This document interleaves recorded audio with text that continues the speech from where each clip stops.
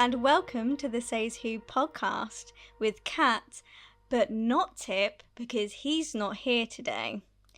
But I do have a very special guest who would love to introduce himself. It is... the second Tip. I have regenerated. Oh my god. I was set upon by a crowd of drag performers at the Clapham Grand when I was doing the Gallifrey Cabaret quiz.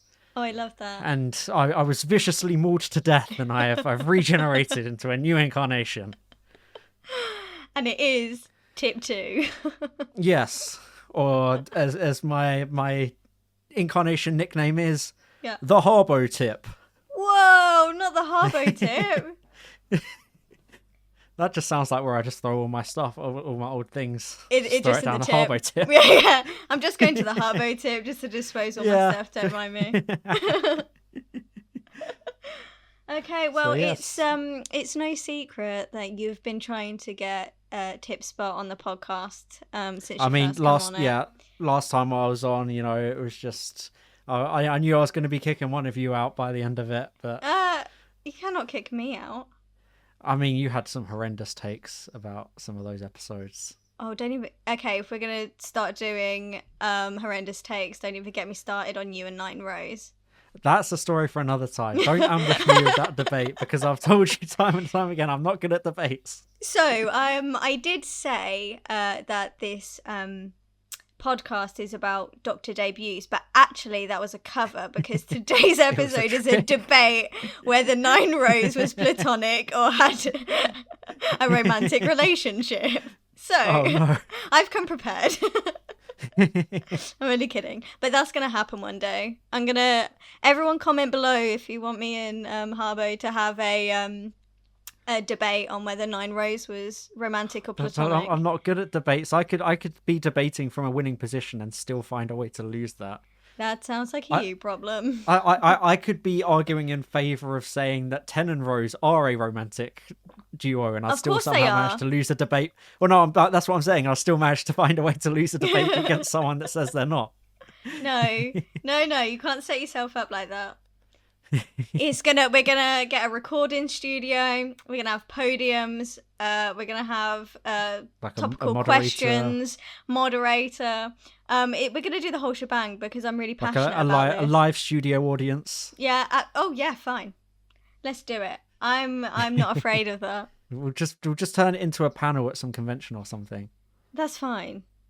We can do that. You're gonna be at Comic-Con in October. Yeah, we'll just hijack it and turn it into the Says Who panel. We'll create a Says Who panel and we'll do a debate. That's fine. Yeah. Okay. Perfect. Okay. So everyone, you heard it here first. Whoever's going to October MCM, 3:00 over a location of our choosing, there will be a debate, and I will win. And because you're wrong, but that's for another day. So today we are going to be discussing Doctor Debuts and ranking them from best till last. Are you excited? Yeah, it's the famous way of pause. ranking things from best till last is the oh yeah, the iconic grading scheme. Well, I don't know. Well, I mean, am I wrong? No. I mean, I do that kind of stuff in my videos all the time. I mix two sayings together. Wait, was that not correct? Well, it's best till worst or like first till last, but you said best till last. Okay. Well, now I understand why you paused, because you were trying to work out what the hell I was trying to say. Oh, I was just wondering, I was just waiting to see if you were going to correct yourself or something. No, I thought I was talking properly. But I just can't. I'm not very good at sayings and stuff. I get them confused all the time. I knew what I was trying to say. You knew what I was trying to say. Of course. It's all good. Well, let's jump straight in then. I mean, we don't really have any Doctor Who news, and I know you've kind of said goodbye to the show for the foreseeable. As much as I realistically can, with it being my job still. Yeah. Well, you can revisit past stuff. I mean, which is what I'm doing. Yeah. Your Love and Monsters video is incredible. So link below. And my Looney Tunes one as well. Yeah, which was absolutely, like, when I was reading that, I was like, what? That just doesn't seem like real life to me. It's just such a weird little fun Isn't thing. it? It's like, it's definitely something that I wouldn't know, like, just knowing. Saying, yeah, like, let's talk about the topic before we ramble too much. Sorry, yeah. Oh no. You have ADHD, and you're basically you've peer review diagnosed me with ADHD. So you put us in a room together. We will take like half an hour to get to like the first episode. Liam's still audioing this, editing this. So poor him. Okay, yeah. Let's jump straight into it. So, would you like to go first with what you think the best, the number one out of New Who, by the way? Actually, no. Should we discuss this real quick? Okay. I cannot believe I posted a tweet because Radio Times said that we're replaying. Yeah. Oh my god! Right. Last time I looked. Right. So Radio Times said, we're replaying Doctor Who. BBC are replaying Doctor Who episodes, starting from classic, and it was the 11th Hour. Yeah. Right. For everyone who doesn't know. Classic. So I tweeted out like, oh my god, am I old? So far, last time I looked, I had 37 comments on Twitter saying, yeah, you're old. And I'm like, oh my god, I'm 27. I'm not old. 27 isn't old.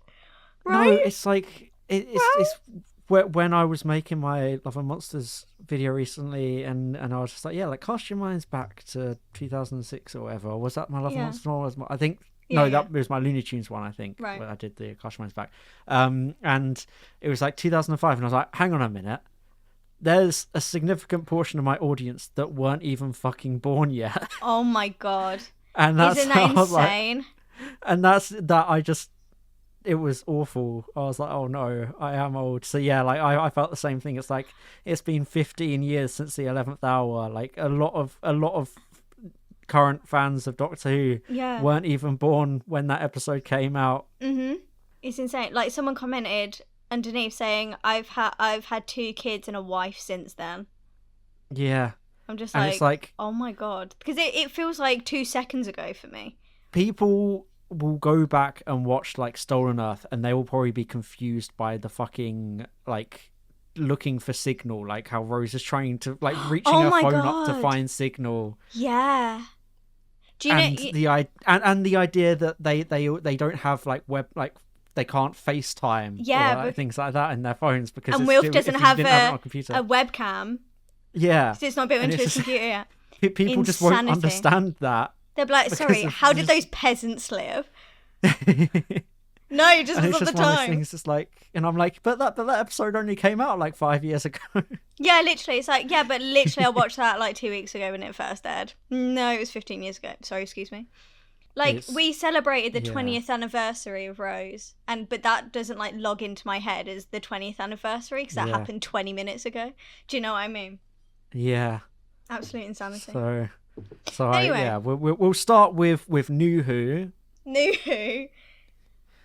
New Who, because it's still new. It's still new. The way I do it, it's like Classic Who, Wilderness Years, New Who, and then like Neo Who, or like Neo whatever, Who. like Jeez. Disney Who. Or it's like, what do you want to call it, like New Who? Because then yes, because there's New York. But that doesn't exist in New Who. Oh my god. Then you'd have to go back to New Who. Exactly. Or Classic Who. So it's just too complicated. You wouldn't get the reference if you're calling it New Who. Oh my god. Like, people that... I can't even go down this rabbit hole because it makes me insane. But yes, we will start with Rose. We'll start with Rose, 2005. What is that? Is that what your best? Sorry, I forgot we were going in from like best to worst or whatever. Like, I thought we were just going so it's in not order your and best. it from there. I mean, I would say it is. I would say it is, but then it depends on the criteria. Are we going best like for the like best introduction to a Doctor or best introduction to a Doctor's era? No, it's best Doctor debut. So their first episode that they're in, that's the best one. Okay. You go first. My brain is still working this out. Okay, so my top number one Doctor debut is Rose. Oh. No. It's just like a hymn of like. No, it's more of like I think I would probably agree with that. Oh yeah. So number one would absolutely be Rose. I just think not only is it a good introduction to the Doctor, the Ninth Doctor, and it being a really fun story anyway, and my love for the Autons, but also it is a really good introduction to what Doctor Who is, especially as it's just hitting our screens in 2005 again. If you want to know, which of course was what 5 minutes ago, which was literally 5 minutes ago, by the way, because we're not old. Yeah. I'm not old, and I'm gonna die on that hill. The thing is, I literally have customers at work thinking I'm working now on my school holidays. They're like, "Oh, is this your weekend job? Oh, is this your summer holiday job?" So no, I'm not old. Yeah. Anyway, it's the best introduction to Doctor Who. If you were to say to someone, or if someone was to ask you, what is Doctor Who? Like, what would you say is the classification of Doctor Who? I'd say, go watch Series 1, Episode 1, Rose, and that will tell you everything that you need to know. People always go like, oh, it's outdated now. It's like a bad introduction to the show. And it's like, I don't think it is. I still think it works absolutely fine on a narrative level. Like, yes, there's Vaseline all over the screen. Yes, like there's some weird jokes here and there that haven't aged well. Yes, like the tone sometimes is a bit off with like the wheelie bin or whatever. But it's still a very good, strong introduction. And it's like no episode has come close to making the Doctor so mysterious in that sense. Yeah. Of like, because he's not the protagonist of the episode. No, Rose is. Yeah, most other episodes, the Doctor is the protagonist or like a main thing, but we follow just Rose the whole time. Exactly. She's the one that's finding out about what the Doctor is, what's going on. She's just had this really bizarre Auton attack, and obviously she doesn't know they're Autons, but she's just had this really weird alien attack. She's still trying to process it. This has never happened to her in 19 years of her life. She didn't even know this existed. It's supposed to be a fairy tale, and suddenly she's thrown into this world, and so are we. So through Rose's eyes. I will say she has the award for like the worst attempt at Googling ever. Oh no, that is the best. That is one of the best things about that episode. Google. She just Googles Doctor. Doctor like, living plastic. It's just incredible. Dr. Blue Box, is this your man? I'm gonna say like Dr. Blue Box is like fine. It's like the first. It's just like looking up Doctor. Doctor. No, but if you're 19 years old, a bit naive. She didn't... I feel like even at 19 I'd know better than just to Google Doctor and expect it to magically come up. Think of it. The only reference she's had is him going, "I'm the Doctor, run for your life," really, and the fact that they're living plastic creatures, which he explains to her because he rips the arm off. So really all she has to go by is Doctor, living plastic, and the TARDIS. Yeah, but she just starts with Doctor, which is what always it makes me laugh, because it's just that's like the one that no one in their right mind would think that would come up with anything. Like the other two, okay, that they narrow it down a bit more, but just looking up Doctor. To be fair, I'm going to jump to her defense, and I don't know if it's the fact that I grew up with her that this is the reason why I'm the way I am. I sometimes forget that my Google isn't just Doctor Who related Google, and I'll just type in like "girl in the fireplace." Like if I want to find the clock or something, and it will just come up with like fireplace for sale, or like it won't come up with like this is the Doctor Who episode in series 2. Oh, is this the image that you're looking for? And I'm like, oh my god, I'm so dumb. I need to remember I have to put Doctor Who behind things. So I probably would be the person that would be like, Doctor? Okay. Someone should create like a browser extension for that just auto like just puts Doctor Who at the front of every Google search. I use my Safari 90% for Doctor Who related things. So I only use it like the other side of it for like my bus tracker or anything else. Not really, to be honest. Which of course your bus tracker isn't very useful if it goes to another planet through a portal, but I mean, I wouldn't mind that. Let's go on but an you adventure. can't exactly track it, can you? So it might just be a little bit delayed. Yeah, I'm sorry. I'm not going to be able to open up today because I'm currently on a different planet. There are a load of these like sand scorpion bug things that are about to come and rip my face off. So I might be a bit late in today. Sand scorpion bug. Is that what they look like? I've only seen Planet of the Dead like 5 seconds. They're just houseflies, and they're like the chill ones, and then like the villains are like the stingray kind of thingies. Okay, I'm getting my bugs mixed up. But no, I mean like the other thing I like is the idea of the train and flatline. Just like you look on your app and it's like train delayed due to being compressed into a 2D like entity on a wall. I hate it when that happens. Don't you hate it? You're on your train to work and suddenly you're a two-dimensional figure. Just a painting on a wall. I hate it. I hate it when I get turned into a second Russell T Davies era like character, you know. A second Russell T Davies character? What? Lux? No, two-dimensional. Oh, okay. She's sassy today. She has things to say. So this is what happens when we get too far off track. Back to Rose. Okay, sorry, back to Rose. Which, yes, I would agree is the best introduction to a Doctor. It's just, it nails like the era it's in. Yeah, it sets the tone. The Rose and the Doctor just have great chemistry. Right off the bat. Platonic, friendly, mysterious chemistry. Oh my. Right off the bat. Jesus. Well, obviously, in the first episode, it's going to be platonic. She's still got Mickey. She's just met this alien. If there was a romantic sexual connection or something right off the bat in the first episode. I knew that would wind you up. It did. It did. It wound me up so much. It's just to get on your nerves. Great. This is the only episode you can do it with, so that's good. Yeah. I can't do it later on. Actually, I can do it for Christmas Invasion, but... Don't you even start. No, the Autons are a great... Yeah. They're an easy threat to throw in there. They're just really simple premise. Mm-hmm. You don't need to give them like a really extensive backstory or justification. It's just, they're shop window dummies that come to life. That's all you need to know. It's really brilliant because I think, like, I know we're jumping off track a little bit here, Shocker, but classic best opener for me is Spearhead from Space. Because I think it does exactly the same thing as what Rose does, is a great jumping on point if you've never seen Classic Who before. And again, for the same kind of thing, the Autons are just a brilliant alien to do that with. Yeah, so I think it's like... And where they're such an everyday concept as well. Absolutely. Like, it's definitely something that you can see as... Because the Whoniverse is our reality, but with sci-fi aliens, it's as close as it can be possibly. So having the first alien be something that's everyday, you walk past a shop and there's a mannequin in there. Like, that's... You wouldn't batter an eyelid. But when it starts moving, that's when it becomes terrifying. So it's something that has aged... quite well because we still use shop window dummies, so absolutely. And you know what, I'm still terrified of them, and it's because of Rose.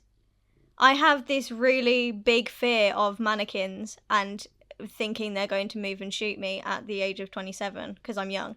I'm really young and it only happened 20 minutes ago, so I am still scared of those. We are literally just still babies. I'm literally a child, but it's fine.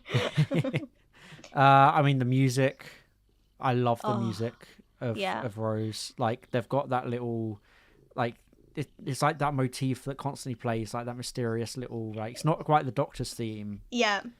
But it's like, it just plays a few times throughout and it just nails that, like, mystery atmosphere. When he's walking away from Rose, walking towards his TARDIS, oh my God. What a moment. It's just so good. And it is really good. The TARDIS vanishes, she runs up and it's gone, and it's just like, it's just such a great way to seed it. Yeah. Although, fun bit of trivia. Go on. Rose, there was the cut bit where there was like a window that went flying out of the shop. Like, they did like a sofa stunt thing that I think was very dangerous and was part of the reason that, like, Christopher Eccleston quit, was because he didn't like how people were treated with the sofa thing. What do you mean sofa thing? What? There's like one surviving picture of like a burning sofa that proves that this is a real story. But from Rose? Yeah, like when the shop explodes at the start, Yeah. like they were gonna have like a sofa that like went flying out the window or something like that, and it was like a burning sofa, and apparently it was like a really dangerous stunt. Well, yeah, having a sofa like flying through.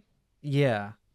Um, let's see. Yeah, it was apparently the director was quite neglectful. There was supposed to be a shot of a sofa flying out of window on fire Yeah. and landing in the street, and it wasn't done safely, and it could have been it could have got people getting hurt. Oh So, wow. and yeah, there is one photo that looks out there on set of a sofa See, I like see for that all of scene. like the direction and like all of the special effects and stuff, and like physical effects really good. So like I genuinely couldn't imagine like a sofa flying out of a window. I feel like that would be really like cheesy. Do you know what I That might mean? that might be the real reason they cut it, not because it was like dangerous, but Dangerous. because It they were just like, looked oh, maybe really it doesn't fit. cheesy. Yeah, maybe it Yeah. doesn't fit. But yeah, I mean, so there's that little interesting bit of trivia. Oh, thank you. Well, we're not going to You're get welcome. tips trivia section today, so you can do a bit of trivia on each of them. There we go. Yeah. You're welcome. Tip two's trivia. There you go. Tip two's trivia. I love that. And that's what we call it every week, just so you all know. Yep, of Um, course. every week we have a trivia section and it's called Tip two's trivia. So I hope you enjoy and tune in to Tip two's trivia today. Of course. And next week when And I'll next definitely week. be back. Yeah, you'll definitely be back next week for more Tip two's trivia because it happens every Of week. course. And Tip two is the new tip. So Yep. every week. I'm here to stay. He is here to stay. Okay, so second best. Second. Go on, you can go first. I went first last time. Okay, There's only one right answer, so. I'm just like eliminating them in my head. Okay. I mean, Oh, come on. Say it with your chest. Make a decision. I'm stuck between two. Okay, can I try and guess which you're stuck between? Yeah. The 11th Hour, and you're probably like really in love with Deep Breath or something, and it's between those two. I do like Deep Breath a lot. Is it between But those two? have. Or is it Christmas it's Invasion? It's a three-way split, I think, between those three. Okay, well, I can What? tell you easily between those three what it would be. Let me. Sorry, I'll just quickly do a search back to find when we first talked about this. Oh, we're doing a rewind. It's rewind time. Oh, that's funny actually. I completely forgot about Deep Breath on that list, and I accidentally put the pilot instead. Oh yeah, it's my favourite 12 Doctor first To be fair, episode. I think I was like out walking or something at that point, so I was like half paying attention, but I Oh. can't remember. I'm glad you only half pay attention to our conversation. Oh, always, yeah. I Naturally. just because I'm such a social butterfly, you know, like you're always trying to tell me about your theories and stuff, and I'm out drinking, and I'm I like, can't oh no. believe it. I'm literally there like, I need you to read this. This is a matter of urgency. Like you are with your videos and you're like, please read the script. I need you to have a look at the script before I start doing whatever. And I'm on it straight away. But no, my theories. Oh, okay. I try. No. Anyway, okay. I will probably say the 11th Hour is the Yeah! second. That was mine too. The 11th Hour, because, like I said with Spearhead, like I said with Rose, the 11th Hour is the second jump on point that I would tell people. Go and watch the 11th Hour. Because I think it's Moffat's era is a different vibe to Russell anyway, so that sets the tone for what his 11th Doctor's era is going to be like. I really like all the mystery and the kind of timey-wiminess of Amy and really utilising that with the TARDIS.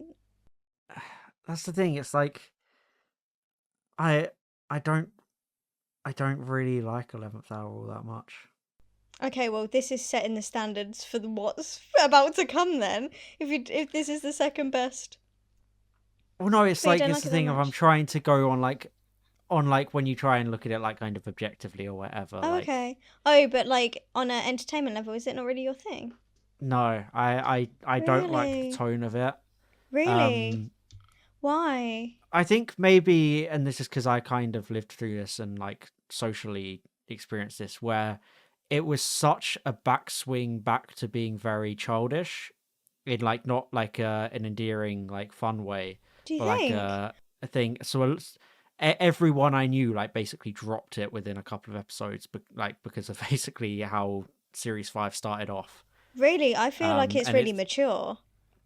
no, within like a couple of episodes, it wasn't cool to like Doctor Who anymore. What? And I Wow. feel like I can see that in the 11th Hour with just how overly like whimsical and childish it tries to be. That's insanity. Yeah, but it is supposed to. Well, again, there's not really like a Rose level of like protagonist seeing it through the companion's eyes. It is, I feel, more on a neutral level, just the episode where you're watching the Doctor as a main Yeah, character and Amy as a main character.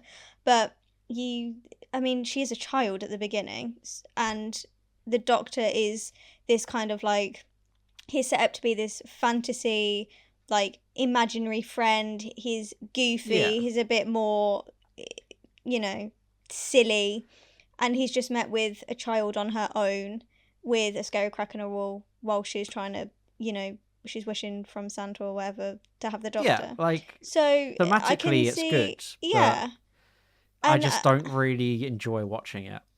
I don't think you can say that like the Beast Below is childish. Like you said, the first couple of episodes. Like that's got some very mature themes. No? Like Mm, politically. I mean, but that's one of those things where it the themes at the time, like obviously I was 11 at this Yeah. point. Like Yeah. Yeah, you're not thinking about what. people of that age aren't really thinking, they're just thinking, oh, this is like just not really interesting anymore. Like they're not engaging it in like a higher level. It's like the issue with like the issue I find with the Capaldi era, as much as I love it, is that it's almost too high concept at times. Oh, but yeah, but I feel like it grows up like the kids that started watching at the Oh yeah, 11th but hour. that's the problem, where most of those kids had stopped by that point because they didn't like the start of the Capaldi era, Fake so it fans. didn't pay off. I was still But there. well, it's again, and then this kind of is why I feel like the 11th Hour isn't that enjoyable to me, is because it resets the growth that the Davis era had grown with its audience. I agree. It I reverts it understand back, what you mean with what you say and there. I find the Atraxi just boring. Yeah, it's very much trying to set up the Amy Doctor relationship and try and introduce It time travel that I way and I the feel sense like of it growing up, tries isn't it? to. It's like the opposite of Rose, where it tries to throw in too many things at once. Do you think too many things at once? Well, yeah, because you've got the Atraxi, you've got Prisoner Zero, you've got the new Doctor, you've got the Companion, you've got like the time fuckery. Sorry, are we allowed to swear? I forget that if Yeah, we're allowed to swear yeah. or not. The time shenanigans of like the Doctor meeting Amy and all that stuff, and then the crack in the wall. There's Yeah, just but that too many threads all at once yeah, compared to but what Rose did, which was just mm, here's this thing. no, because and I'll tell you why you're wrong. Um, Bad Wolf introduction is crack in the wall. Prisoner Zero and the Atraxi are the same monster, so it's like They're Auton's not though. nesting consciousness. Yeah, the Atraxi are trying No, to find Prisoner Zero's escaped. yeah, but that doesn't mean they're the same monster. No. But Autons aren't nesting consciousness.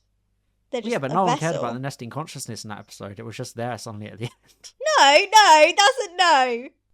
No, we're not going there. The nesting's great. You're ridiculous. No, I didn't mean it's bad. I just mean like it plays like almost no role in the story. It's just like here's the thing that's Yeah, controlling and the them, and same it's with the like, Atraxi at the end. well, no, because Really? they're trying to catch the thing, and then they're suddenly around the planet, and then there's always stuff going on, and then it's just there's too much going on in the 11th Hour compared to Rose, You which just put it as restrains number itself. two, and you Yeah, and I'm haven't talking seen one myself good out of it. thing. I'm talking Yeah. myself out of it. I'm gonna demote it. I was gonna say you literally have said no good things about this episode once yet. But it's the thing of like, it's because it's like I can acknowledge it is a good quote unquote episode. I just don't like it as much. Right. And I Okay. think it's wild. I think it's because everyone overrates it so much that it's turned me against it. everyone acts like it's the greatest episode ever It's not the of greatest Doctor Who, episode. or like the perfect starting point, and it's better than Rose and all that stuff. And it's just it's people have turned me against it. It's a perfect starting on point when you finish Russell's era. No. But okay, it's your number 2, so let's focus on why what's you like your it. number I just said, well, my number 2 would be Deep Breath, then, I guess. Oh my god, that's so boring. How is that I honestly can't really remember a lot because I barely watch it because I don't find it entertaining. Right. So and I don't like the where they how do you say it? Help me out. I don't know what you're trying to say. The Paternoster gang. The Paternoster gang. Yeah. Oh yeah, I've always hated them. Yeah, so I don't like the Paternoster gang. Most annoying part of the Moffat era. Strax is so annoying. I don't mind Jenny It's kind of funny in that episode. And Lizard Lady, what's she called? Vastra. I mean, that's probably like Silurian racism, what you just did. What? Lizard Lady? Yeah, I'm sorry. Lizard Lady. I'm so sorry. Sorry, you know cancel you on twitter.com. Edit. What's the Lizard Lady called? No, Vastra. Madame Vastra. Vastra? Yeah. Yeah. Madame Vastra and Jenny, like, I don't mind, like, they're cute, love. But I don't mind, like, I think I remember watching it thinking it was really cheesy bringing in big dinosaur, and I love big dinosaurs. I really do. I really love big dinosaurs, but I didn't think it was really well executed at the beginning, and I felt like Clara wasn't very well characterized, and I didn't like the Paternoster gang. And now as an adult I can see where they were trying to go with Capaldi and how he was acting, but as a child I was like, why is the Doctor being like this? Like, because you got no reference. And that's exactly what I meant with like the Capaldi era being too high concept for its audience. Well, because it was more of a reflection of classic, wasn't it? Yeah, it was designed for people that are like our age now. Yeah, because like classic Doctors had a bit of trouble with their, not trouble, but like they, like the 6th Doctor tried to strangle Perry, you know? Yeah. You know? And I know 12 didn't try to strangle Clara, but like he had some confused vibes. And we didn't get that with Tennant, he was just sleepy. We didn't get that with Smith, he just fell into a pool and then was kind of a bit wacky. So like this is the first regeneration where it was a bit wacky, so it wasn't really within our realms of knowledge, especially when you're younger. So I remember not really liking that. I can't really remember the plot, to be honest. The only thing the plot is fantastic. The plot is... Tell it to me, because I really can't remember, so I don't watch it. It's like a dark steampunk story about a serial killer that basically takes a bit of human like organ from each of his victims to try and make himself human, because he doesn't understand that to be human isn't just to have all these human components. He fundamentally isn't human, and he can't accept that because he's gone insane because of his robot brain. And then it's also a thing of like, is he even a robot anymore because of how many parts he's replaced and all this stuff? And it reflects the Doctor himself, who isn't the same Time Lord anymore because he's regenerated so many times there's nothing left about him. Like, there's that fantastic shot where he's holding up the plate to show the half-faced man himself, and you can see the 12th Doctor's face reflected back on him. It's just such a great little visual moment that drives that point home. And then I will say, sorry, really quickly, just to interrupt you completely, what I will say real quick is from the restaurant scene. It is the when they're in the restaurant, isn't it? And everyone's fake because they're the course. From there, I really enjoy the episode. Yeah. I just remembered that was that bit of that episode. I do really enjoy it from there, and I do like the concept moving forward. It's really the like beginning 20 minutes, I think. The Doctor and Clara in that restaurant are so good. Yeah. When they're having that exchange and he's like calling her a control freak and things like that, and it's just it just sets their chemistry up so well, so quickly. Because it's like, God, I love that pairing. Yeah, I'm a massive 12 Clara ship. And yeah, and it's just like, and the theme throughout, where it's like it does what the Christmas Invasion tried to do but better, where What? it's What do the you mean? companion is, or no, where like, you know how in the Christmas Invasion Rose has that scene where she's like upset at him for changing his face, Oh, right, and yeah. kind of in like the Born Again minisode, she wants him to change back but he can't. Yeah. Clara has the same kind of thing, but it's explored more throughout here. Like that scene where Vastra basically chastises Clara for being like not an actual friend of the Doctor, Yeah, I for like that suddenly now persecuting him for being different, even though he's the same on the inside. And then I know you don't like the phone call scene at the end. Oh, but... don't. I really... that ruins...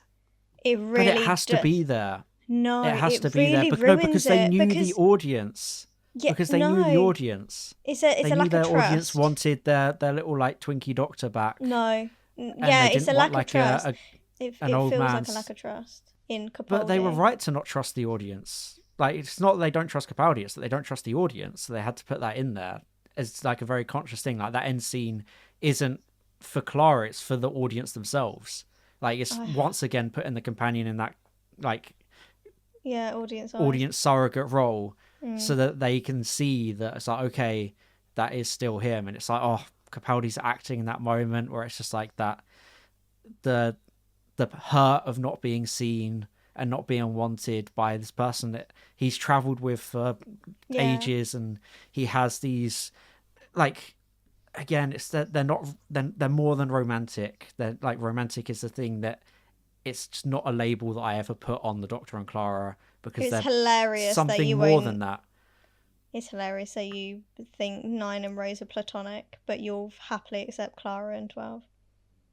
Well, no, that's something. I'm not saying they're romantic. They're like a whole new thing that isn't They even are a whole something new we category, can like yeah. comprehend. Yeah, absolutely. It's because, yeah, like saying they're romantic is like so, like, it isn't fair on them to minimize it that much. Oh, 100%. It's just this. It's so this much more complex than that. Yeah. So it's like to see him carrying that her so quickly, deciding she doesn't want to travel with him anymore, and stuff, and it sets up that arc of his like, am I a good man thing so well. And it's just, it is such a great story and a great metaphor for like the change. And obviously, yeah, it's just great. And obviously it's got the little hint to Girl in the Fireplace there with the sister ship concept, so that explains it. Right. And it's just one of those little sprinkles in there. It doesn't make a big deal out of it. It's just like a knowing, like, wink and nudge kind of situation. Yeah. And I love the look of the episode. It looks really good. It looks really good. The near the opening where it's like the dinosaurs being set on fire and Capaldi's on the bridge, and it's just, it looks gorgeous. It's such a beautiful episode. See, this is second ranking vibe. I'll say, yeah. This wasn't 11th Hour. So yeah, fuck it. I'm not gonna try and be like objective with it. I'm just gonna say exactly how I feel. No, absolutely. Even if it's controversial. No, you've made me want to go and give it another try at least. You should. It's so much better when you engage with it, like, on like the proper, like, the way they want you to. Yeah. I do like everything. As soon as they hit into that restaurant, I do enjoy it from that moment on. I just remember not really liking any of the beginning. But again, like you admitted, that's because of like your preconceived like biases and things like that, which may like, so maybe if you revisited it, looking at it through the classic lens, you might appreciate it more with the way he's like acting and things like that. Yeah, absolutely. I mean, when I did my rewatch, I think it was about 3 years ago, so I haven't actually seen it in 3 years. I remember watching it again and understanding and being like, oh, okay, so I can see this kind of new role, new version. Because I mean, I think it's clever, even if I'm not like, I wouldn't say I don't support it, because I do. I just didn't. It wasn't well received by me when I was younger. But I think I'll be saying like well received by you, as if As if you're just like a very like established critic, like audience critic back then. Oh It yeah, wasn't well received by me. when I was like 11. No, wait, I was older than that. I think I was 13 or something. No, I That's was older another than thing. that. Sorry, to go back to us being old. It's like 10 years since Series 9. Oh my god. Yeah. 10 years since Series 9, really? Yeah. Oh my god, yeah, it would be, because 2015. So Deep Breath was 11 years ago. So I was 16. That's hideous. Thank you for that. So You're very welcome. It wasn't well received for me when I was 16 years old because I'm an old woman now. Yeah. I forgot my point, what I was trying to say. But now, when I did watch it 3 years ago, I was like, okay, I can see it's going for a more classic feel, which is, and like I said, it's not like I don't support it, because having the same kind of, not easy, but easier regeneration for the Doctors where they're like pretty much okay gets boring. Like, I couldn't see another Doctor do that. Do you know what I mean? Yeah. It's nice to have some sort of, not conflict, but just a bit of drama. And that just reminded me, another thing I love about the episode is the near the beginning where he's like translating what the dinosaur's saying, and it's just like his own thoughts of like loneliness and feeling out of place and stuff like that. It's just so good. Okay, I'll do a rewatch. We can revisit this episode. We'll do a thing. Do a little, you can do like a pod about it, or you can do one of your little like Twitter threads. Yeah, I'll do a Twitter thread. I'll tag you in it and say you were right, because you probably are. I mean, you were a lot easier on listen when you revisited it, weren't you? Yeah. Because of me. That's very true. That's very true. It's just I just have objective taste, oh, which you just have a includes way saying with words. The 11th Hour is not very good. No, but it is, and I have just explained why. Okay, number 3. Back to you. My number 3 would be Christmas Invasion. Yeah. Yeah? I'm just trying to... Yeah, I think I prefer Christmas Invasion to the 11th Hour, but that is probably nostalgia talking. Well, a lot of it is nostalgia. I mean, I can say about 98% of the script as I watch it. I used to watch the Christmas Invasion back to back. I love it so much. I love the Sycorax. So do I. They're so good. I love all of the like blood control, hypnotism stuff. Yeah. I think they're a great threat. I love that it's all kind of like sending satellites and sending things into space, and what can happen when we're experimenting with things that we don't know. We don't know what's out there. We draw attention to ourselves, kind of thing. And then it's like that. I love the asteroid ship idea. Mm-hmm. They're a nomadic race that just live. They convert asteroids into ships. That's just like a brilliant sci-fi idea. It's beautiful, isn't it? Yeah, absolutely. And it looks, even for the time that it looks brilliant. Yeah. And I love how it kind of it reintroduces UNIT properly, because I know they've been in like the Slitheen 2-parter, but they were just kind of in the background. It's more of like a very it's a focal point. Conscious, like a main part of it, and like it continues Harriet Jones's storyline. And I love Harriet Jones. Way. Yeah, I love her arc. And it's such an interesting arc because, again, you can't really fault her. No. Because a lot of it, she was right about that. Yeah, the Doctor wasn't there to protect them. Yeah.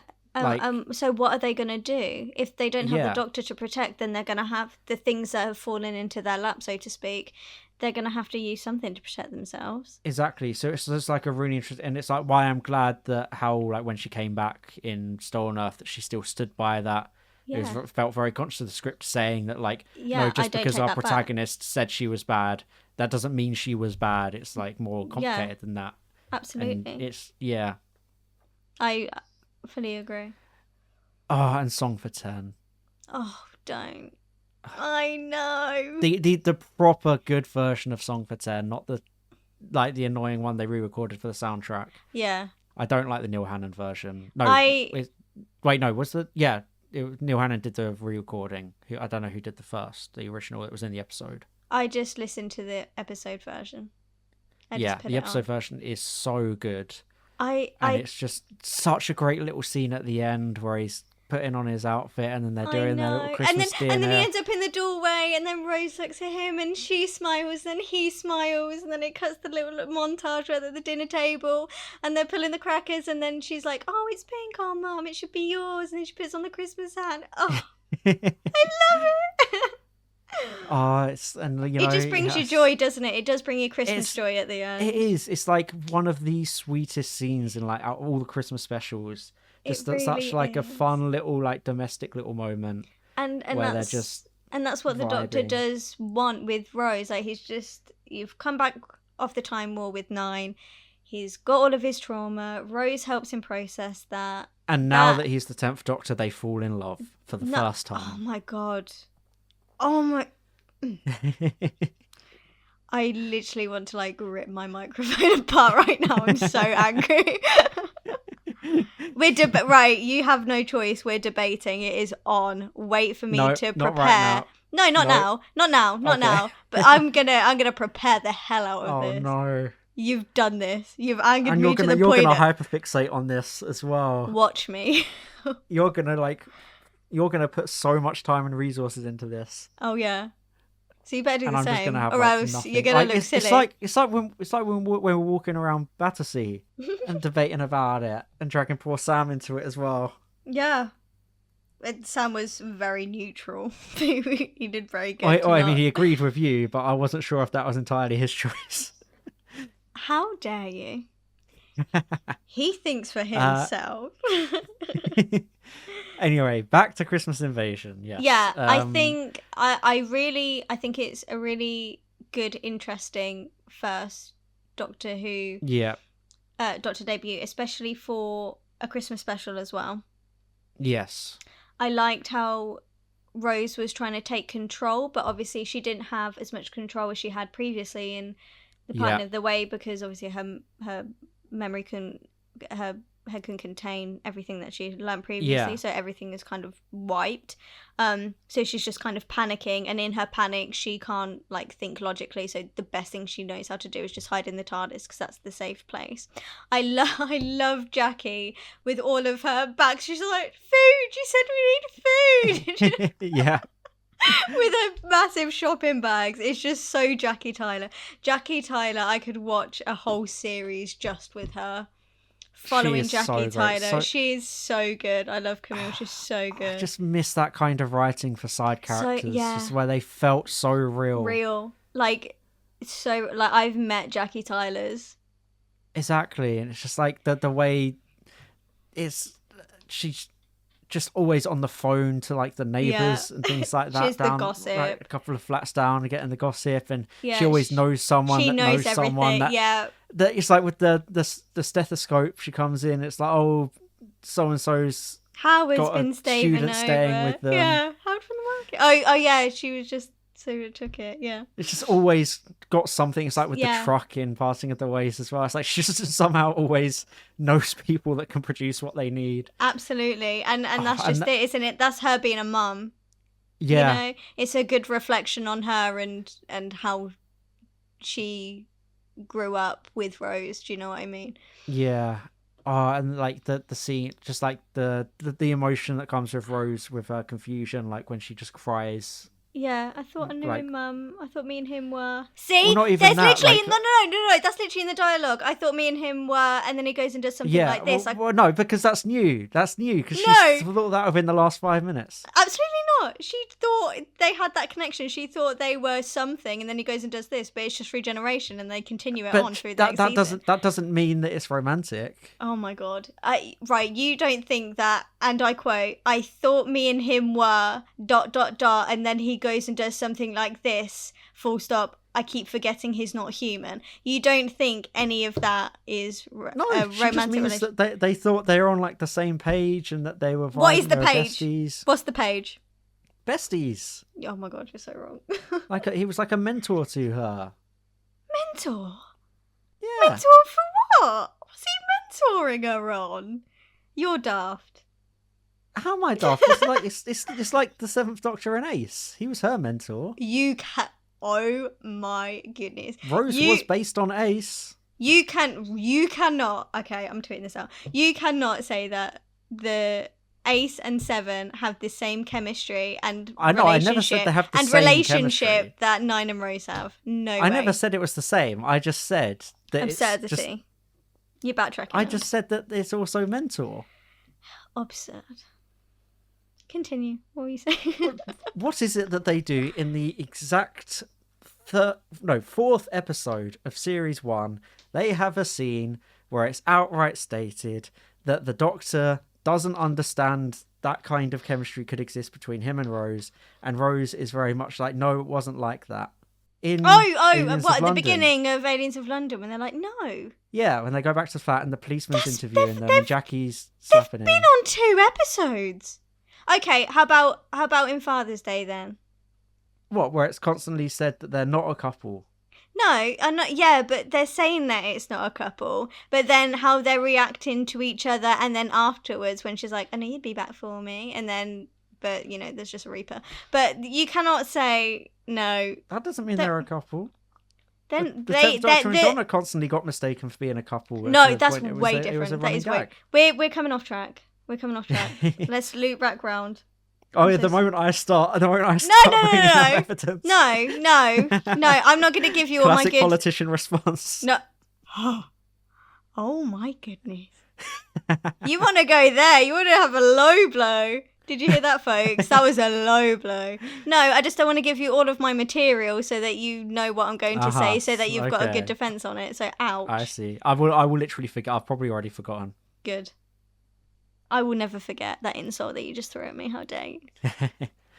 Right, back to the episode. Christmas Invasion, very good. Christmas Invasion is absolutely great. I love how all of the characters communicate and act throughout the episode. I think all the performances are absolutely brilliant.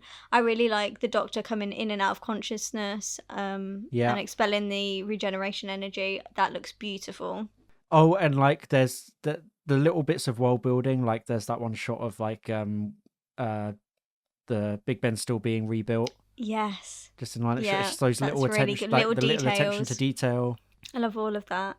I love Jackie and Ten's "What do you need? What do you need?" scene. That is so funny. Yeah. Again, that's just how good Jackie is, where she just like doesn't give him a second to breathe. Yeah.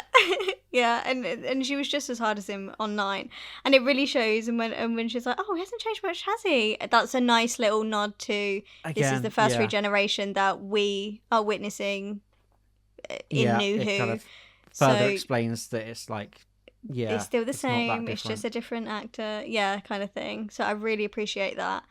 I love that it's just a good cup of tea, because you know what, I can't function in the morning without a good cuppa. I fully understand the 10th Doctor. I would be grouchy and still asleep if I didn't have my my cup of tea. So fully get it. Also love his defeating the Sycorax leader in a sword fight in his gym jams. I love it. And his slippers. Very confident. Yeah.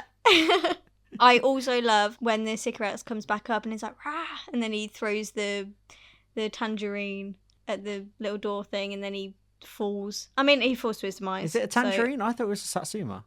Satsuma, sorry. Fake fan.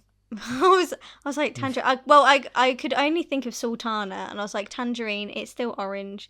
It's still it's still close enough. It's close enough. Yeah. It's close enough. It's definitely not a Sultana. So I just love like, people hate that it takes so long for the Doctor to like prop up, but I love how great it feels when he finally does. Like, when he just swaggers in and he's just, did you miss me? He just owns the room. He's making all these jokes. And he literally like single-handedly, and like within the first like 10 seconds, like grabs his like the Sycorax leader whip thing that just disintegrated some other guy. Grabs it with his hand, breaks it. You just can't get the stuff. Now you wait. I'm busy, and just goes and has a catch up with everyone. Yeah, and all the Sycorax are there, just like presence. What? Yeah, and it's just the way he just commands the room instantly. That's such a great like proper like, right, he is here now. This is starting back up. Like, it's kind of it builds up to that. So when that happens, it's such a cathartic, fun moment. That's just, you just feel great. Yeah, absolutely. I really think it's a 10 out of 10. I really do. I wouldn't go far to say it's a 10 out of 10, but I'm saying that moment, like the 10th Doctor. Oh, that moment. Sorry, I thought you meant the episode as a whole. Oh, no. The episode as a whole is like an 8 out of 10 for me. I really love it. I think it's really fun. I think you've got all of like the Doctor Who mystery, you've got the sci-fi, and it's really like different regeneration from what we know. I was going to say what we've had from everyone. It's nice and casual because they knew a Christmas special, people didn't want anything too You don't want anything lore intense. heavy, setting up a load of things for series 2. Yeah. It just needed to be a special, but it was a good introduction for the Doctor. Exactly. Okay, I'll pose this to you then.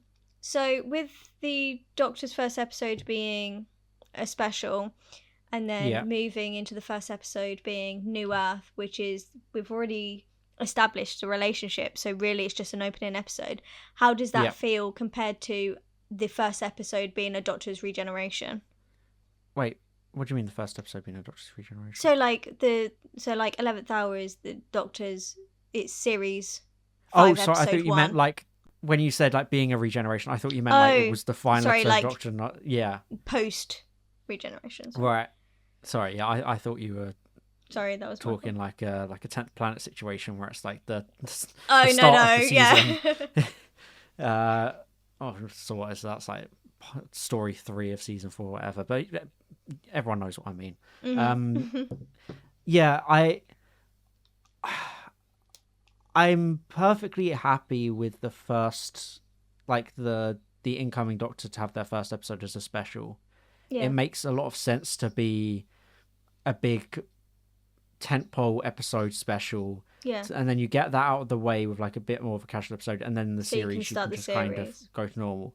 I think they did that right with Christmas Invasion and then New Earth, because it's like a, it's event television. Yeah, it's the big new thing, and you can have that little extra runtime. Yeah, and you can just kind of go for it just to fully establish it. Yeah, it's weirder for me is I usually prefer a regeneration to be the end of a series rather than a special, like the final story for a Doctor. Yeah. When I don't know I just realised, because thingy isn't it? Twice Upon a Time's regeneration. Yeah, it's like you have Time of the Doctor, Twice Upon a Time, and Power of the Doctor, all regeneration stories that are specials. And it's like, and the End of Time. 2 out of those 3 are good, don't get me wrong. Yeah. But it just feels more fitting for the regeneration to be the finale of a series. Not in a reality war sense, where it literally is just tacked on at the end. More like a passing of the way sense, where it builds to it, and it feels like a climactic threat. It feels like a proper like finale. Yeah. Kind of thing. It's like I get that, and like Rose's departure was at the end of it.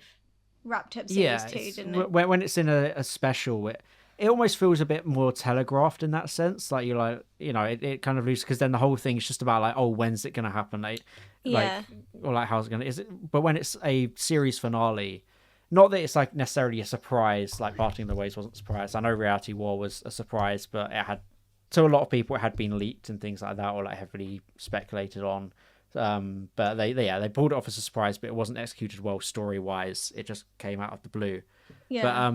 But something like Parting of the Ways, it can naturally build up to that being like the conclusion, whereas like End of Time, for example, just the whole story then becomes about the regeneration. Yeah. For better or for worse. Yeah. But that's a whole topic for another time. Sorry.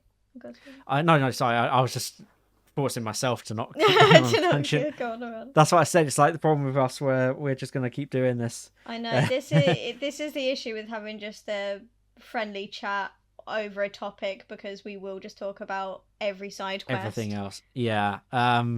Yes, I like an introductory episode for a Doctor to be a special, because it makes more sense to be a special, and then the series begins. It's a special event as well, isn't it, really? Exactly. Like Christmas Invasion works great with the extra time. Like, imagine if they tried to cram that into just being the first. Like, it just wouldn't happen. All into New Earth. No, it'd have to be a different story. Yeah, I like New Earth personally. I love New Earth. I think it gets an unfair reputation. Me too. Absolutely, me too. I think maybe it's not necessarily a good like series opener. It is. It's not like a hugely strong episode to like open a series with, but Okay. it's still like it's more like a mid-series episode.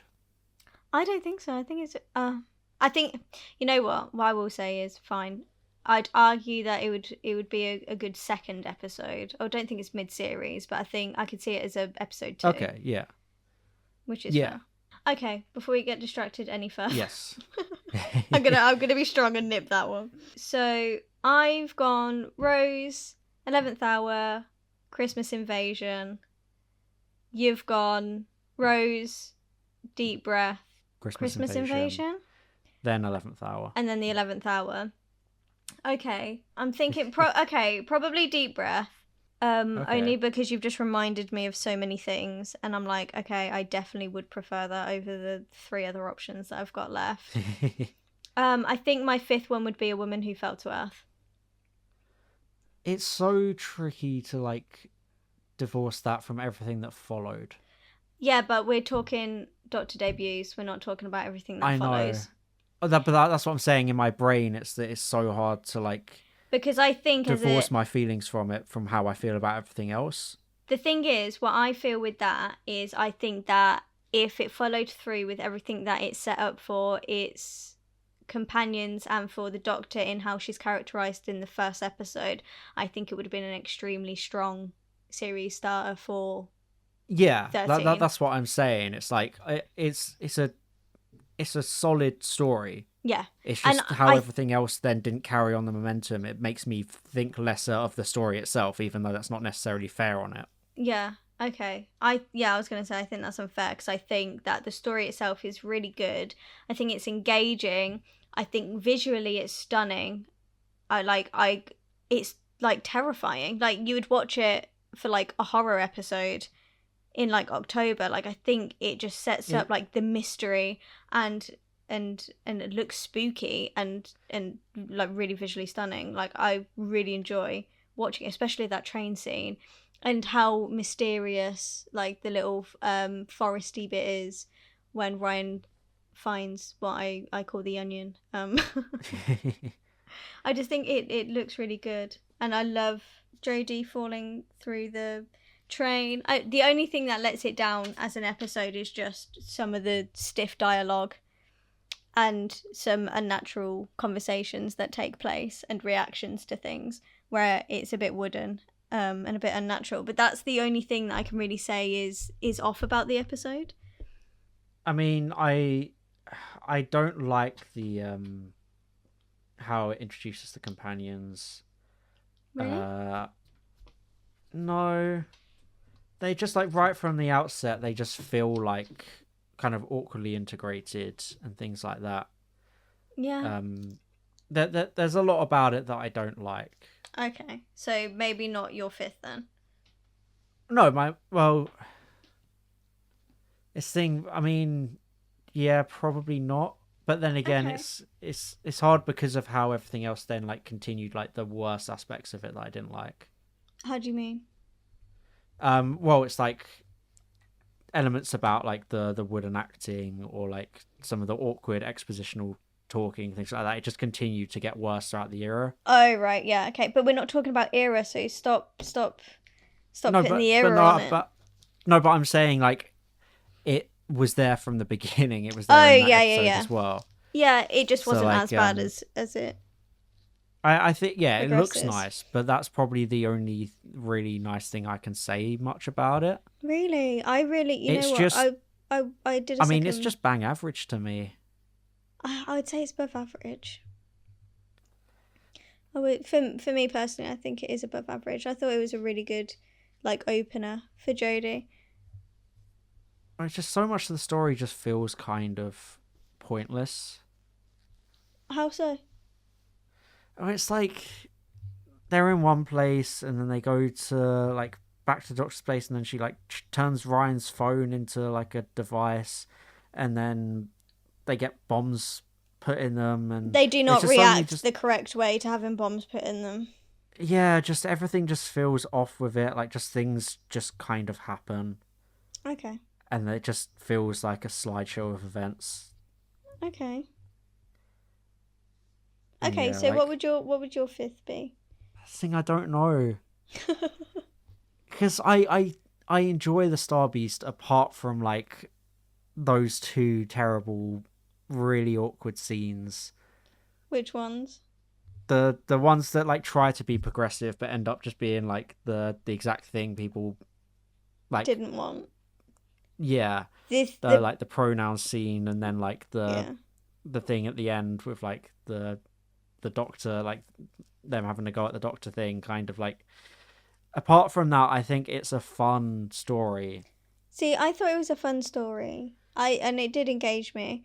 The one thing that grates me, and what I will always say, like really, really grated me about the story, is is the delivery of Donna when she goes, "Of course, the shed is blah blah blah," and all of her things that she used to make Oh are God. actually aliens of the thing, because blah blah blah, Uh, and she explains it all, and I'm like, oh my God, because Russell. it's that Netflix writing where it's they know people aren't watching, so they have to explain it all I was just like, Russell, I audibly, have and it's like, oh my never God. seen you write like this before. Why are you doing a Chibnall where he doesn't trust us, so we just get really exposition heavy dialogue that we've Literally. just watched? I was like, I picked up on all of that instantly. What are you doing? It's like, and again, I think part of the reason I'm very soft on Star Beast is because where I really didn't enjoy the Chibnall era, and I was so Yeah, full so of this was hope for just, like the second Davis era, and it came close to like replicating that feeling yeah. in so many places. So I was like, oh, okay, like this is quite fun and like Mm. entertaining. I So did I did really like the Starbase. I think it looked great. I liked all the like visual effects and stunts and yeah, and stuff. like the Meep is The brilliant, Meep is like brilliant, done and really Miriam's well. great. Yeah, really great voice acting for that. Like really good. I liked all the twists. I like the subtle reference. It was very reference heavy, but I really enjoyed it It because it was was a very much. 60th anniversary special. So you always have them seeded I give it a little throughout. bit more leeway for being like member berries kind of Yeah, situation, yeah. because it's like remember the Doctor, remember Rose, remember Sean. But I liked the subtle ones though, like the classic call callbacks and things like that. Like I appreciated Yeah, them because it wasn't just like callbacks from his era. It was like from classic all the way through. and of Especially being course, Star Beast, do you know what I mean? and we got Rachel Talale back. And brilliant direction. Oh, it looks It looked gorgeous. gorgeous, yeah. It's like Brilliant. the only episode of like the second Davis era that actually looks like it has a decent budget behind it. Do you not think the giggle didn't look great? In like the toy maker sequences, yeah, but Yeah. other than that, it just kind of looks quite flat. Do you think? It's That's just interesting. I it wouldn't might say it looked flat. it might be because Star Beast is set at night and they So actually managed to everything, yeah, light it well at night. yeah, It's like the bar is that low with like modern media, so it yeah, makes things look nicer because they actually know how to light it at night, and then the giggle takes place all during the day mainly, yeah, maybe. So it wasn't and just then like everything looks as bright. flatter Yeah, and yeah. But like yeah, obviously the scenes within the toy makers like Emporium thing, they're they're great. great. But Yeah. yeah, I like the Star Beast. As like a Doctor introduction, it doesn't really do much because of the whole thing of they brought David Tennant back and I like was gonna say it a lot feels of it. already just established, doesn't it? Yeah, like I know there are differences. He's not just playing the Tenth Doctor again, but No, at a he lot of isn't. points in the Star Beast, he does feel like he is. See the issue for me is the thing that because he acts quite tenny, because of course Yeah, he is going to, regardless of whether he's trying to like actively not, he's going to yeah. because your brain instantly goes, oh, that's 10th Doctor. It feels like he's trying to replicate the old voice, but he can't quite get it exactly how he used to get it, so it's slightly off, and that's the only I thing. really they really should have just let him do his I natural wish they Scottish should have done the accent. Scottish. They absolutely should have just gone, right, let's just go complete Scot with you. It doesn't have to Yeah, be your natural voice if you want to put a voice on, but let it not be as close the to exact same. your Yeah, 10th, because it just feels like a grating. He's trying to replicate 10, but he's not doing it, so it's just a bit older and gravelly. it's And like when I think it was when Billy Piper came back for Big Finish to do the stuff with like the 10th Doctor Adventures, she sounds she can't do that old Rose voice. But her voice, she was only 23, so your voice still changes until you're fully developed. And well, no, but I'm just saying, like, in those audio things, she doesn't sound like Rose. No, what I'm trying to say is, like, her normal speaking voice is not like Rose at all. Yeah. So, like, it being so far away from it, like, I haven't listened to any of them, but I can guess that it doesn't sound like it. Yeah. Do you know what exactly. I mean? And it makes it kind of weird to listen to, because you know that it's like, okay, well, it's written like Rose. Yeah, so why it's played by Rose, yeah. but she doesn't sound like Rose. It sounds like a bad sound alike. But again, that's no one's fault, because, you know, she was putting a voice on the first time around, and then she aged like we all do and couldn't replicate that voice. That's fine. But yeah, like you said, it's a similar thing with David Tennant in Star Beast and like those specials, where it just kind of feels a little bit off, where it's like you can't really put that voice on anymore, and it just is off-putting. And they should have leaned into that and let him do a slightly different voice. I really wish they'd let him do a different voice, but hey, maybe he wanted to do that voice, maybe it was his conscious decision. But yeah, it's not very like a Doctor introduction story. They treat him like he's just established, because he basically is. Well, that's why I don't think it's like a strong Doctor debut, because he already feels so the same. So are you still having that as your 5th, or would that go a bit lower? I mean, with the other two, I'd still say it's stronger than the last two that we've got to sort through. So that's fine. Okay. So what are your thoughts on the Church on Ruby Road? Because I really enjoy it, and it keeps me all the way through until the baby gets kidnapped. Ruby. That's when it loses me, because it feels like that should have been the end point. It never feels like it kicks into that next gear that it needs to. Do you not think? No, it's just always a weird pace. Like, it tries to do the same thing that Rose did. Yeah. But then halfway through, it just switches to the Doctor being the protagonist, which defeats the point of it being like a companion and Doctor introduction. Yeah. Where it tries to do both in the same episode. Yeah, because the Doctor's already been established in the Giggle, really. Exactly. So that was like his coming onto the scene. So this was supposed to be Ruby-centered. It should have all been about Ruby, and it doesn't really do a good enough job of establishing her as a person. Yeah, but she's not established really as a character properly. Well, that's what I mean. Like throughout, Church on Ruby Road doesn't help that at all. It doesn't. It well, doesn't. I mean, it doesn't give us the same kind of like connection that Rose immediately gets, where it's like we can easily relate to Rose, and like she feels very grounded and normal. Mm-hmm. She has we know what her job was. We got a very clear idea of her family. You know, there are all these mentions of like her friends and things like that. With Ruby, they never really say what her job is. We don't, because it's like yeah, she's in a band. It's like but like what's the deal with money? that? And it's like she's on a night out of her friends in the taxi. It's like, okay, but those friends never get acknowledged ever again. Yeah. And it's one of those things where it's just the episode just tries to. It's like a weaker version of everything that Rose does. Mm-hmm. I fully agree with you on that one. I think the only thing that Russell does do well is establishes the family and the family dynamic.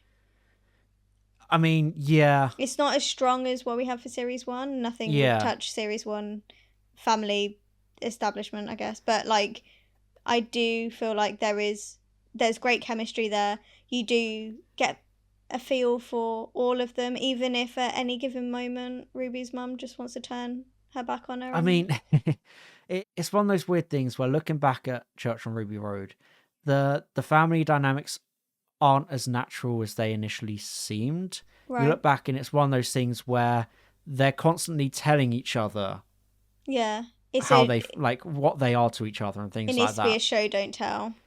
Yeah, it's very much they're explaining like, hey, remember this thing that you did that one time? That weird that we're suddenly now talking about this, right? As it's relevant to needing to be in this story. Yeah. And things like that. Where it's like, yeah, they just say so much about their character dynamics rather than showing them. And it doesn't establish them too well. I think that says a lot for Russell's second era anyway. I feel like a lot of it is a lot chattier and dialogue and exposition heavier than what we've seen him do before. And then like the goblins are just like a weird I love the goblins. Villain for it. The issue with the goblins, I love them and I think it's great, and I absolutely love the goblin song. I love all of that. The thing is the budget that they had doesn't allow for them to have the placeholder alien moment that they needed throughout the episode. Like, they only had enough budget really to like animate this hand, or like they're not seen a lot. Like, you can see that a lot of the budget went on the goblin song for that episode. They almost feel more like how like the adipose are used in Partners in Crime. Yeah. Where it's just you get like 1 or 2 shots of them and that's it. Yeah. And I wish we had more goblin. The adipose like weren't the main villains. It was like Miss Foster that was they were just the main the thing. babies. So yeah, but with the goblins, it's like they are all meant to be like the villains, but they barely have a presence. Yeah. And like the Goblin King is just suddenly there and doesn't really do anything. And yeah, it just feels. And I mean, I don't like the Goblin song. I think it's really just awkward and. Oh my god, I love it. Like, it's like well, that's the thing. That the thing I don't like about Church on Ruby Road is, I mean, I've seen multiple people like tweet and talk about this. It's one of those things that's like, it's Christmas, big audience, gonna finally sit down. I'm telling people Doctor Who is good again because of those 3 specials. Yeah. Like, here's a new era. We can all get into it.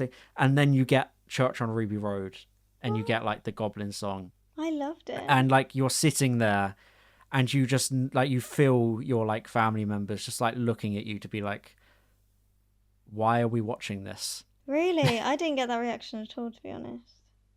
No, I mean, like, I've seen multiple people like talk about this online and stuff. It's like, it almost is like an embarrassing thing to watch with like non-fans, because it's like same with like Space Babies, where it's just like, oh my god. Oh no, we can't. Right, okay, well, I can't deal with this Space Baby slander. I'm writing a review about it currently, about the Space Baby slander. I can't do it. It's not even a bad episode. You lot are sleeping as well. I just think Church on Ruby Road. Is it my least favourite? I think so. Really? Yeah. That's sad. I liked it at the time. But upon reflection, not so much. It just it just doesn't really do anything. You to be fair, just to swing back around to your song comment, I remember watching, is it on Unleashed, where Millie was like, I didn't even know I was meant to be singing. I turned up on set and they said, this is your song. So that's probably why it feels a bit awkward, because she didn't even know she was doing it. Well, that makes it even worse then. I swear it was on Unleashed, where she was like, I didn't know I was going and singing that day.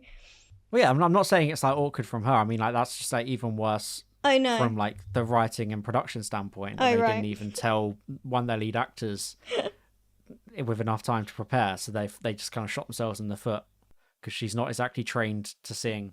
I might have misremembered, but I'm pretty sure. And the writing of that song is not it.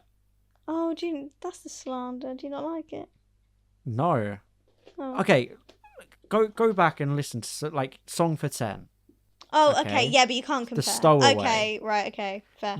Murray's other like Christmas songs that he like wrote and composed and things like that. Yeah. And then you get to the Goblin song, and it is just like a remarkable step down in quality, and it feels like but Murray didn't write be bothered. Murray didn't write it. Oh, it was Davis that wrote it. No, it wasn't Davis. It was a. Wait, who wrote it? It was a different woman, wasn't it? Or did Murray write it? Written and composed by Murray Gold. Lyrics provided by showrunner Russell T Davies. I was gonna say, I didn't think Murray wrote it. Yeah, well, I mean, obviously, he wrote the music. Like, the music, but yeah, it was Russell. Davis that wrote the terrible, awful, horrible lyrics. It's so bad. Okay, we can agree to disagree on that one. But yeah, just the whole episode kind of feels off to me. Sorry, just one thing. I'm on the Wikipedia page. Yeah. And it has this line here that just feels so like petty. Please. The song's release date and visibility saw contemporary press discuss it as a contender for the Christmas #1 in the UK. The song did not chart. Oh. It's just that blunt. The song did not chart. Okay. It just feels like really. That's really petty, isn't it? Passive aggressive. Yeah, well, it didn't. Anyway, moving on. Poor Russell. He did his best. He's not a lyricist. We shouldn't have tried writing a song then. All right. Yeah. Well, I mean, I'm not a lyricist, so I don't write songs. So Yeah. I know my limits here. All right. Back to the story. Yeah, it loses me when, because it feels like time and pacing wise, it feels like the right time to wrap up, just as when the goblins go back in time to kidnap Ruby as a baby. Yeah. So it kind of like, it feels like it's in wrap up territory, and then there's like an extended bit on the end. And I'm like, oh, okay, no, it's not. It jolts me. I'm like, okay, right, we've still got some more. Okay, well, I'm sure that you could have merged them two bits together somehow to have that ended a bit and extended something in the middle, maybe to like, I don't know. It was a bit of a pacing issue. I would have probably structured it and rewritten it a little bit to have it not have like two different moments. Yeah. Like that, do you know what I mean? Where like we hit like a climactic point and then we kind of have a resolution and it goes back up again. The pacing feels very all over the place. Yeah. Oh, that's one thing I will say. I mean, it wasn't my favourite. I'd probably put that 6th. So I'd probably have like Rose, 11th Hour, Christmas Invasion, Deep Breath, The Woman Who Fell to Earth, The Church on Ruby Road, and then Star Beast. That would probably be my like ranking for Doctor debuts. What was yours again? So you had okay. So you had Rose, Deep Breath, Christmas Invasion, the 11th Hour. Then did you go with Star Beast? I think I did Star Beast, then Woman Who Star Fell Beast, to Earth. then Woman Who Fell to Earth, and then Church on Ruby Road.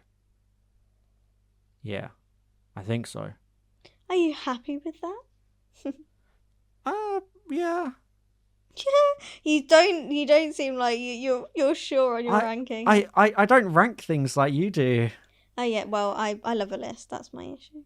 I think like I just say like, you know, if I like something and kind of like when I have to like directly pit stories against each other.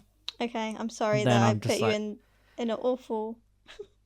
I'm gonna say never position. Coming back here. Oh no! Have I lost my tip2? Yeah. I'm gonna degenerate into tip one. Do you know what I just realised? What? We are 2 hours in and you didn't actually say who you were properly. I did. I said I'm Harbo. Oh, okay. I was expecting you to say your full title. Oh, okay. I mean, like, I assumed listeners might have heard our previous one where I talked about who I was, but my name is HarboWholmes. I am a YouTuber.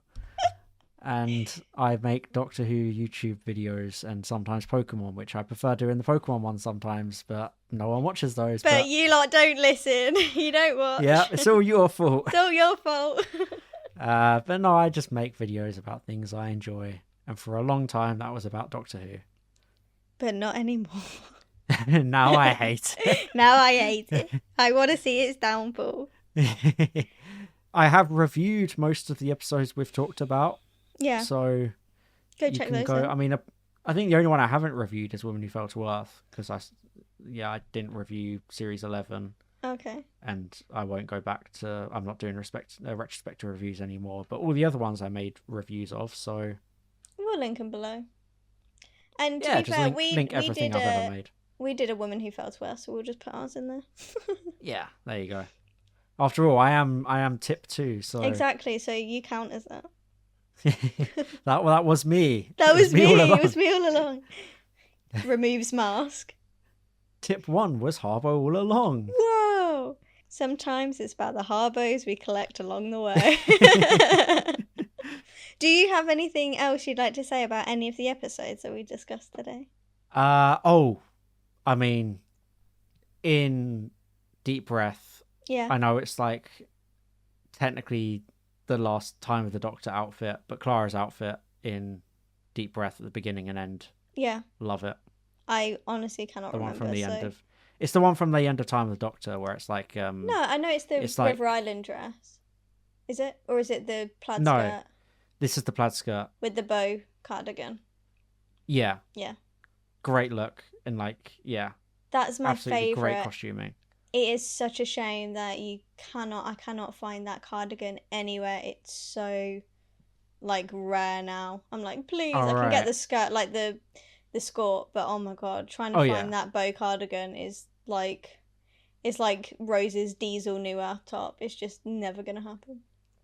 It's so sad. I want to do that because then I'll have like pretty much all of, or I love Clara's outfits. That's like one that I really, really, really, really want. Yeah. So I agree. It is a great outfit. That is such a good outfit. It is a top outfit. And then, anything else to say about any? Speaking of outfits, another thing I have against Women Who Fell to Earth is that it gives us the 13th Doctor in Capaldi's outfit. It looks absolutely incredible. Insane. Burnt and like ripped to shreds, and it looks really good on her. Yeah. And then she changes into that terrible outfit that I still hate. I don't like it. I really don't. It is one of the things I was waiting for, like the 13th Doctor, because I was like, yay, woman Doctor, like we're gonna get really good like Doctor outfit. I can't wait to cosplay this. This is gonna be great. And then I saw that and I was like, oh my god. Because I really like the concept of her going into like charity shop and like picking different bits of like outfits and putting them together and what, but you would never find any of those things apart from the trousers and the boots in a charity shop. Well, that's the funniest thing. She does that like after being there for multiple days. Yeah. She just stays in that outfit for ages. I think she looks so good in Capaldi, even though it's like ripped to shreds. I think she looks so good in Capaldi's outfit. Well, it's because you think about the timeline of it, like the events of the episode happen. Yeah. Like Grace dies, so they have to obviously plan the funeral. Yeah. Which takes, that's like at least probably like a week minimum. Minimum, of the 13th Doctor walking around in like the 12th Doctor's outfit, and just like never once wears anything temporary in that meantime. Literally. Because the charity shop is after the funeral. Yeah, so unless she's like borrowing Yaz's clothes and we just don't know about it, she's just still in 12's clothes. Yeah, the timeline is a bit timey-wimey, isn't it? Don't give the Thasmin fans ideas of her borrowing Yaz's clothes. God, don't even get me started on 13 Yaz, please. That's your next topic. No, there you go. I refuse to touch upon that. Well, I think that's a nice place to wrap up if you've got no other comments for me. No, because we'll just keep going on tangents. Yeah, and I'm sorry, Tip, for all of this editing you're going to have to do. Oh, he's probably going to be so mad at us. No, he's going to leave it all in. The amount of he's just going to completely. He's not going to edit any. Including your cat like sabotaging the podcast, all of that.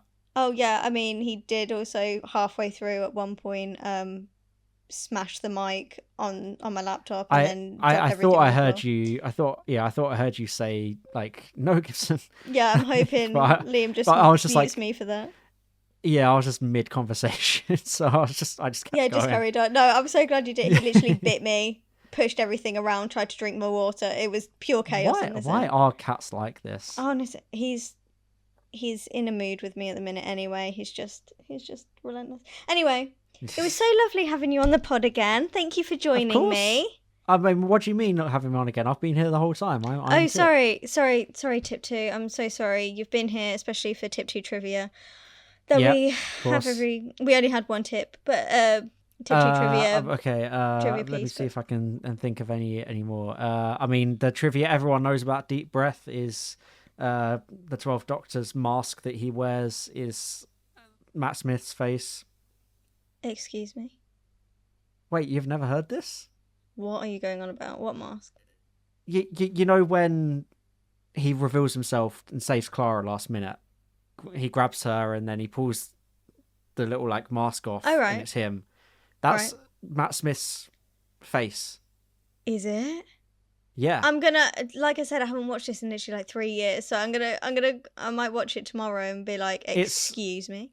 Yeah, it's like a cast of Matt Smith's face, so it's like another symbolic moment. That's really weird. But also, that's really kind of cool. And that is really cool. There you go. Like, Tip 2 trivia. TipTwo trivia. I love TipTwo trivia that we have every week, and we will continue next week. Thank you. Of course. Yes. Well, thank you for coming on. It has been absolutely great. Yeah. It's been a lot of fun. Once we sorted out all the technical issues that you were having before. Yeah, let's not even talk about that. I am such a tech wizard. I didn't have the technical issues. It was all Harbo. Sorry, TipTwo. You're just that deep into like the Clara cosplaying that you're yeah, I literally just become Bells of St. John. Yeah, tech illiterate Bells of St. John Clara. That's me. I'm even in her cosplay right now. You just can't see it. That's a lie. I'm in my Christmas pajamas because I'm ready for Christmas. Anyway, would you like to give us your socials? Where can they find you, Harbo? Yeah, just HarboWholmes on everything. YouTube, Twitter, Instagram. That's basically it. That's all you post on? Perfect. Pretty much, yeah. And you can find me on Twitter at simplykatie_XO. The same with Instagram, where I have been actively posting recently because I know people want me to, and I just haven't. But I'm trying. I'm doing my best.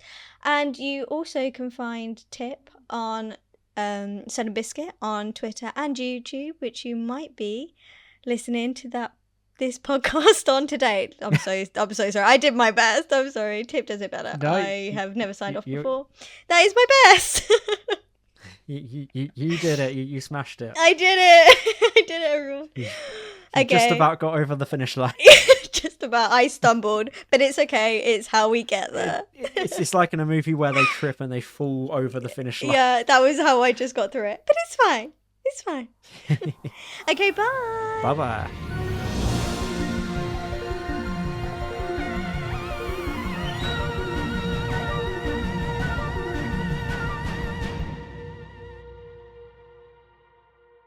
Okay, stop recording. How do I save it?